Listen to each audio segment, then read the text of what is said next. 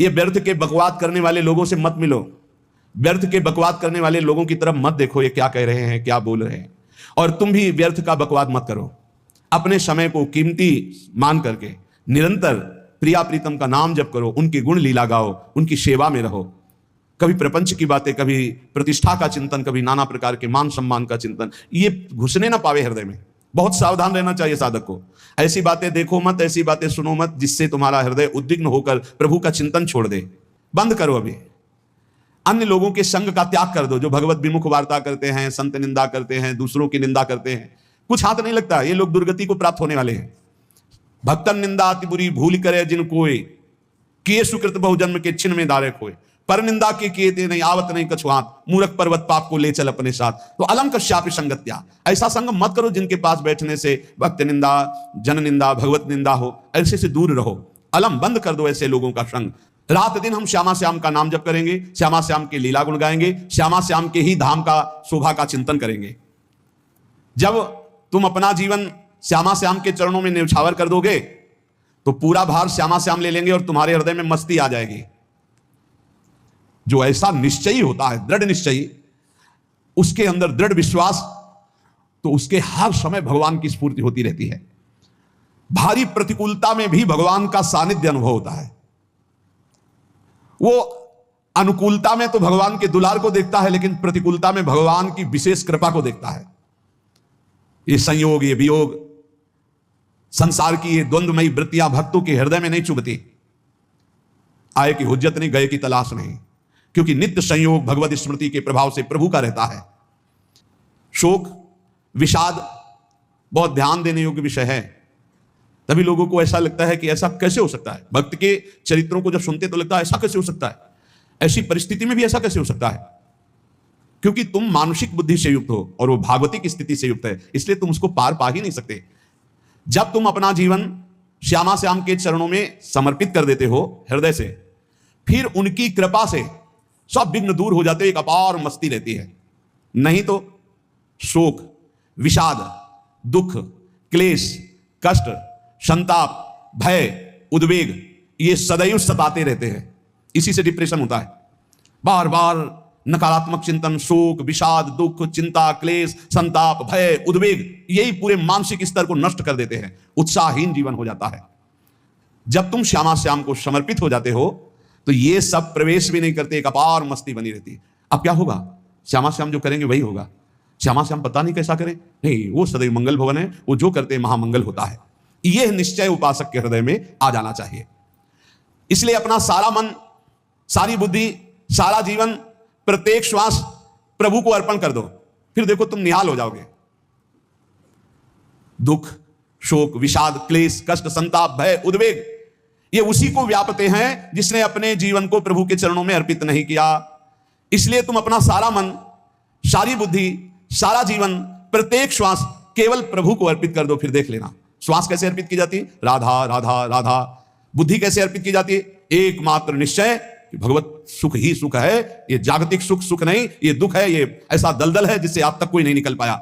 सारा मन, हम मन से केवल प्रभु का मनन करें। बार बार मन को संसार से हटा के नाम में, रूप में, लीला में, धाम में लगाएं। बहुत प्रसन्नता हो जाती है उस उपासक के हृदय में जो अपना मन बुद्धि प्रभु के चरणों में अर्पित कर देता है। भगवान ने तो इसको बहुत उत्तम स्थिति बताया है कि मेरे से कभी वो अलग हो ही नहीं सकता यदि मन बुद्धि अर्पित कर दिया। मयि वो मन आधत्स्व मयि बुद्धिम निवेश है, तो निवश्य मयि एव अत ऊर्ध्वम न संशया। बिल्कुल संशय नहीं, वो मेरे में ही निवास करेगा जिसने मन और बुद्धि अपनी मेरे में अर्पित कर दी।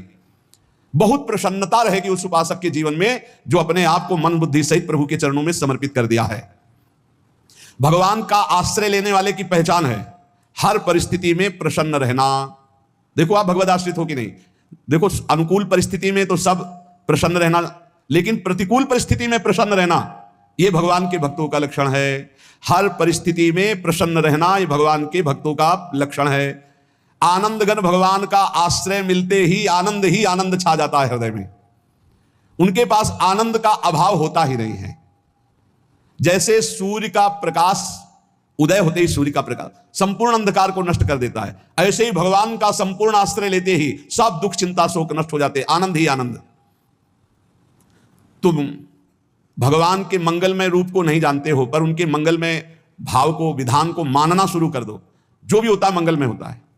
हमने जीवन में देखा है, अगर इधर कोई बहुत बड़ा सुख दिया तो देर नहीं लगेगी, 24 घंटे नहीं व्यतीत होंगे और ऐसे दुख दे देंगे, जिससे दोनों का समान भाव रख करके ना दुख में तुम भूलो प्रभु को, ना सुख में फूलो, सीधे भगवत मार्ग में चलो। पूरे जीवन की बात देखा है। भगवान के मंगल विधान में सदा सर्वदा सुख ही सुख है, इस बात को मान के प्रसन्न हो जाओ। जब भगवान का भजन करने वाले की तन्मयता बढ़ती है भजन में, तो द्वेषी जन अपने आप तैयार हो जाते हैं। भक्त कभी किसी से द्वेष नहीं करता, अपने आप वो द्रोह करने लगते हैं। तो नरसिंह मेहता जी से बहुत गांव के कई लोग थे जो जलते थे, ऐसे जलते थे कि अब क्या करें, कैसे मिटा दे नरसिंह मेहता जी को। अब उपाय तो मिल नहीं रहा था। तो एक दिन संतों की मंडली आई और उन्होंने कहा कि हम रास्ते में कोई चोर आदि धन ना ले ले, इसलिए यहां से किसी की हुंडी चलती है क्या द्वारिका में? पहले ऐसा था। बोले हाँ हाँ, हमारे यहाँ बहुत बड़े सेठ हैं नरसिंह मेहता जी, पर आप कहोगे वो मना कर देंगे। कई बार कहोगे, अगर वो स्वीकार कर ले तो वहां। और उनका लक्ष्य था कि नरसिंह मेहता जी की तो खाने की भी सुविधा नहीं थी, हुंडी कहाँ की बात आई। उनका था कि जब वो ना कहेंगे तो संतजन नाराज हो जाएंगे, अगर हाँ कह दिया तो वहां हुंडी चुकेगी नहीं, तो संतजन अपने आप इनको शाप दे देंगे, अपराध बन जाएगा, ये नष्ट हो जाएंगे। संतों को भेजा नरसिंह मेहता जी ने, सबकी दंडवत की, चरण पखाड़े। तो उनका ये इतना रुपया है, द्वारिका में साधु सेवा हम करेंगे, वहां तुम्हारी हुंडी चलती है, तो आप अरे उन्होंने कहा आप कहाँ भूल रहे हो, यहाँ खाने की भी व्यवस्था। बोले हमें सब पहले से बता दिया गया कि आप मना करोगे, बार बार मना मत करो, हमें पता है। तो उन्होंने ठाकुर जी की तरफ देखा, बोले क्या लीला है प्रभु, संतों से हम क्या कहें, ये ले रुपये। उस समय स्वर्ण की मोहरें चलती थी, बेच के बाजार से खूब उन संतों को पवाया, उन्हीं संतों की सेवा की। और उनका अपने सेठ का नाम तो बताओ जहां हमें जाके हुंडी मिलेगी। सेठ सावल शाह सेठ। संत जन गए वहां, पूछा कि नरसिंह मेहता जी का जिन सेठ से परिचय, उनका नाम सावल शाह सेठ, उनकी गद्दी कहां है? तो जो कुछ भक्त थे वो द्वारिकाधीश की तरफ संकेत करते कि वही है। बोले नहीं नहीं, वो सेठ है, उनकी गद्दी चलती थी। पूरी बाजार में कहीं कोई।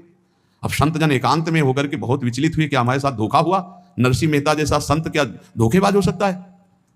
देखो संशय तो बहुत विचित्र होता है, बड़े बड़ों को संशय हो जाता है। जब भगवती सती जी को संशय हो गया, राम जी को हे खग हे मृग हे मधुकर श्रेणी ऐसा पूछते हुए कि सच्चिदानंद कैसे हो सकते, तो किसी को हो सकता है, क्योंकि वो बुद्धि की अधिष्ठात्री देवी है। जो ही उनके मन में ऐसा आया कि क्या हमारे साथ धोखा हो रहा है, इतने में ही देखा जय हो सावल शाह सेठ की। वो कहा सावल शाह सेठ? तो देखा बढ़िया मुनीम जी उनके साथ, सेठ बस्ता लिए हुए मुनीम जी, सरकार इधर से चलो। तो कहा सावल शाह सेठ आपका नाम है? संतों ने कहा। बोले हाँ। बोले नरसिंह जी? हाँ। बोले आपकी हुंडी आ गई है। हुंडी एक कागज में लिखा कि ये हमारे सेठ जी को दे देना। वैसे लोग मुझे माखन चोर कहते, कोई कुछ कहता, लेकिन आपने सेठ बना दिया। जब आपने सेठ बना ही दिया तो आप कभी परवाह मत करना तुम, और ये सेवक आपकी सेवा में सदैव तत्पर है। भगवान ने ऐसा लिखा। जो भगवत आश्रित है, एक बार ये चलता रहता है, जो संत जन होते हैं उनके विरोधी अपने आप बन जाते हैं, किसी से कोई मतलब नहीं, अपने आप विरोधी बन जाते हैं। कबीरदास जी का पूरी काशी में यश था। भजन करने वाले महापुरुषों का यश बढ़ता है जब, तो जो भजनहीन होते हैं उनके हृदय में जलन पैदा हो जाती है और उनको विविध प्रकार से फंसाना चाहते हैं, उनको कष्ट देना चाहते हैं। तो कबीरदास जी के यश को भूमिल करने के लिए कुछ ब्राह्मणों ने एक रचना रची, मोड़ मुड़ा के कबीरदास जी के शिष्य बन करके पूरी काशी के सब आश्रमों में निमंत्रण दे आए। कल भंडारा है, संत सेवा है, सबने स्वीकार किया। कबीरदास जी अपनी दिनचर्या करके निकले तो संत मंडली आने लगी। बोले कई बजे सेवा है? साधु सेवा। बोले कौन सी साधु सेवा? बोले कल आपके शिष्यजन निमंत्रण दे के आए, पूरी काशी के सब संत आ रहे हैं। कबीरदास जी ने कहा यहाँ तो एक की भी व्यवस्था नहीं, पूरी काशी के संत आ रहे। अच्छा समझ में आ रहा है, लीला बिहारी तुम लीला करना चाहते हो। गए अपना निकल गए गंगा किनारे, एक झाऊ के नीचे बैठकर अपना भजन ध्यान में मगन है। 11-12 बजे तो उन्होंने देखा इस संतों की मंडली, काशी तो बहुत। कबीरदास जी ने देखा कि आश्रम की, तो बोले पता नहीं क्या होगा, चलो चलते हैं। तो ऐसे गमछा वस्त्र करके ऐसे डालकर मुंह ढक करके वहां बड़ी बड़ी पंगत लगी थी। कबीरदास जी सबको पाओ जी पाओ। कबीरदास जी ने, कबीरदास जी के रूप में स्वयं भगवान, पाओ। कबीरदास जी ने कहा अच्छा जब स्वामी परस रहे तो हम भी बैठ के पा ले। तो जब उसी पंगत में बैठ गए अपना कपड़ा ढक करके, और जब मोहरे की दक्षिणा दे रहे थे सब लोग कि वाह कबीरदास जी ने आज तो साधु से सबको। जब कबीरदास जी के सामने आए तो ऐसे मुंह ढके, बोले देखो जो मेरा होता है उसे मुंह छुपाना नहीं पड़ता, मुंह ढकना नहीं पड़ता, लो दक्षिणा, तुम भी दक्षिणा लो। कबीरदास जी को कबीरदास जी दक्षिणा दे रहे, वो कबीरदास जी है भगवान, और ये पाले वाले कबीरदास जी है भगवान के जन। कभी भगवान अपने, अरे जमाने जोर लगा ले, कितना जोर लगाएगा, भक्त और भगवान का झंडा कभी न झुकने पाएगा। बिल्कुल चिंता शोक भय उद्वेग रहित जीवन भगवत आश्रित। तुम भगवान के मंगल विधान में सदा सर्वदा प्रसन्न रहो। अब ये विचार कर लो कि भगवान जो करेंगे तुम्हारा मंगल करेंगे। अब थोड़ा ऐसा बीच में लगता है कि अमंगल हो रहा है क्या, लेकिन पक्का समझो बहुत बड़ा मंगल उनका विधान होता है। बहुत ही उत्तम मंगल होता है भगवान के शरणागत का। भगवान हमारे विचारों वाले नहीं हैं, हमारे विचार प्राकृतिक है, भगवान के विचार चिदानंदमय हैं। वो अपने विचार से हमारा मंगल करते हो, हम अपने विचार से मंगल चाहते हैं। भगवान के विचार से मंगल ही हमारा होगा, इसलिए कभी हमको चिंता शोक भय नहीं करना चाहिए। भगवान की ओर से कभी तुम्हारे लिए ऐसा विधान नहीं होगा कि तुम दुखी हो जाओ, बस तुम्हारी सोच हो सकती है, उसका परिणाम बहुत मंगल होगा। जगत की ओर से निराश हो जाओ, किसी से आशा मत रखो, फिर आप देखो आपका जीवन कैसा आनंदमय व्यतीत होता है। ये जो जगत की आशा है यही दुख प्रदान करती है। सच्ची जगत की आशा ही दुख प्रदान करती है। अगर जगत से कोई संबंध न रखा जाए और भगवत भाव में रहकर तो बहुत अच्छा जीवन चलेगा। अपने कर्तव्य का पालन करो, परिवार को भगवत स्वरूप मानकर पोषण करो, किसी से कोई संबंध मत रखो, कोई आशा मत रखो। यही अध्यात्म सिखाता है। अपने आप भगवत स्वरूप, सबका व्यवहार मंगलमय और आपका जीवन मंगलमय।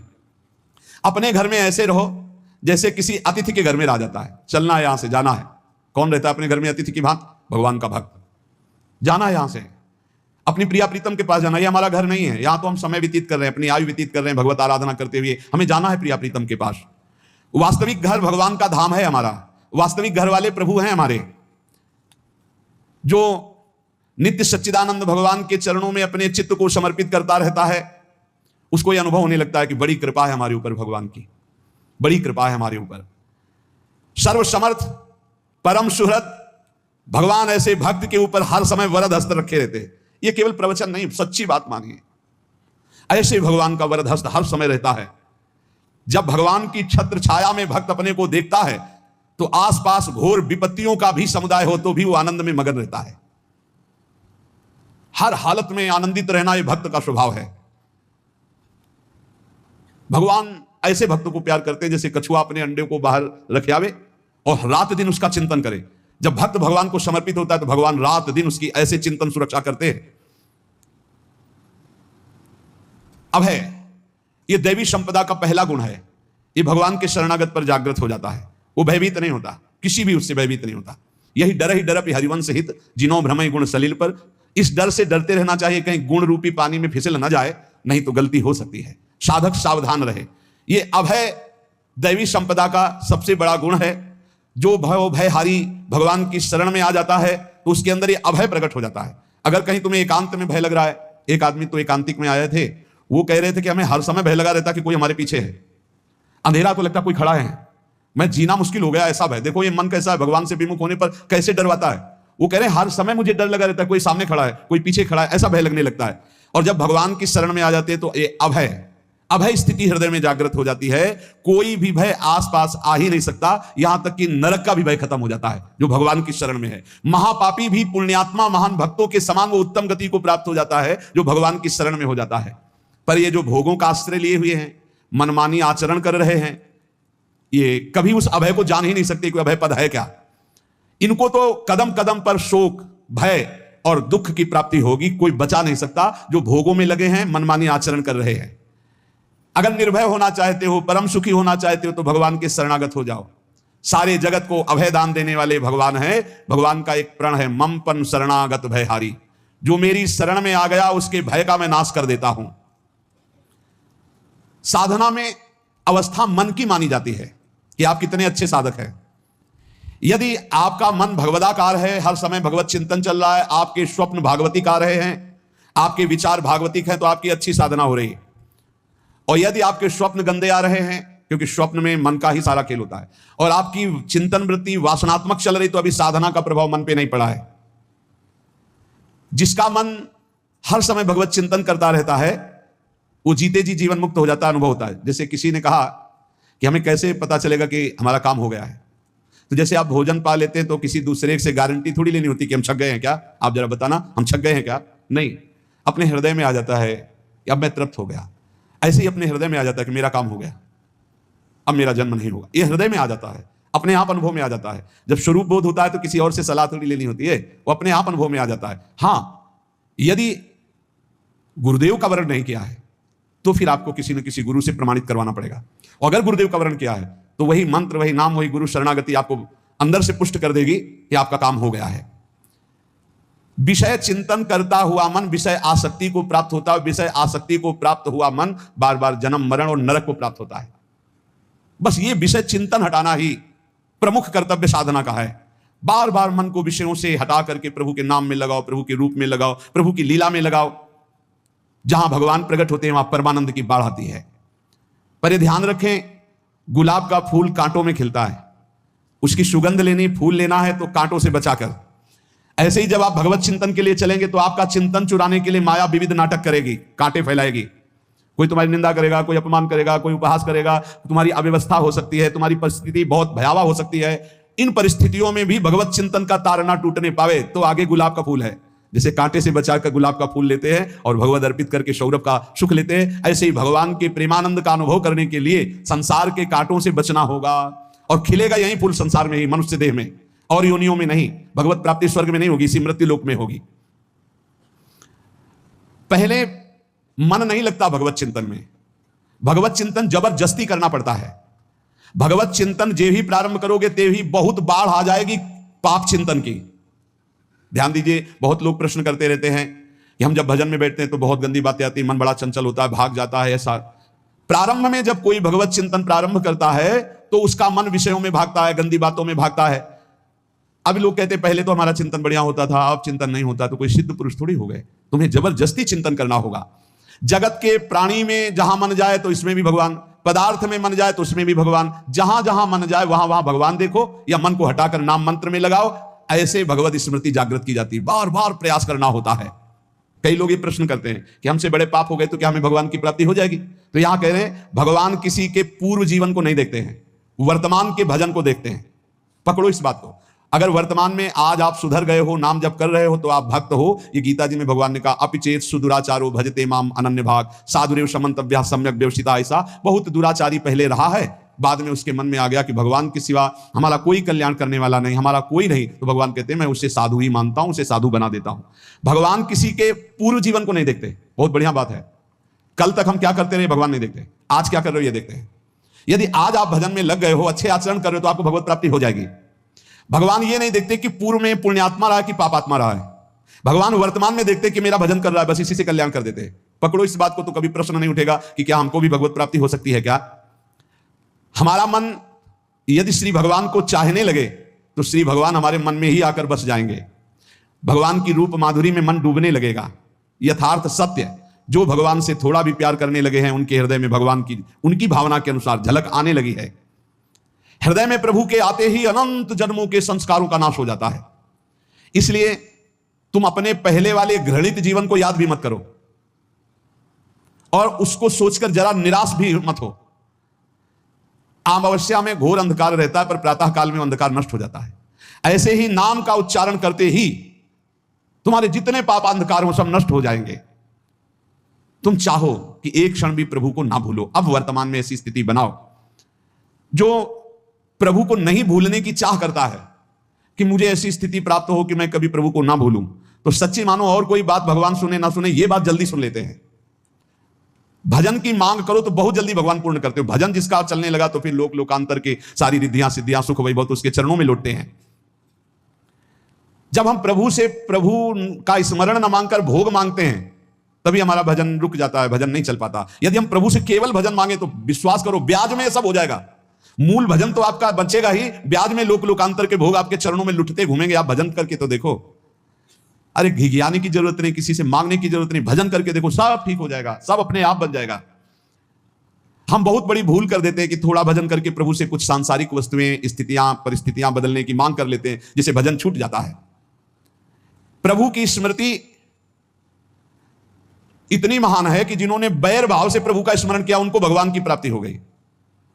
जैसे कंस आदि भगवान से बैर ही तो रखते थे, लेकिन भगवान की स्मृति रहती थी। स्मृति ने उनको भगवत प्राप्ति करा दी। स्मृति में महान सुख है, पर वो जब भक्ति रस से युक्त स्मृति होती तब माधुर्य रस, प्रेम रस का अनुभव होता है। कल्याण तो वैर भाव से स्मरण करने वालों को भी प्राप्त हो गया। यदि आप भक्त हो और ये चाहते हो कि आपकी भागवती की स्थिति बहुत जोर की हो, तो हम आपसे प्रार्थना करते हैं कि रोज प्रभु से एक ही बात मांगिए, मुझे अखंड स्मृति दीजिए।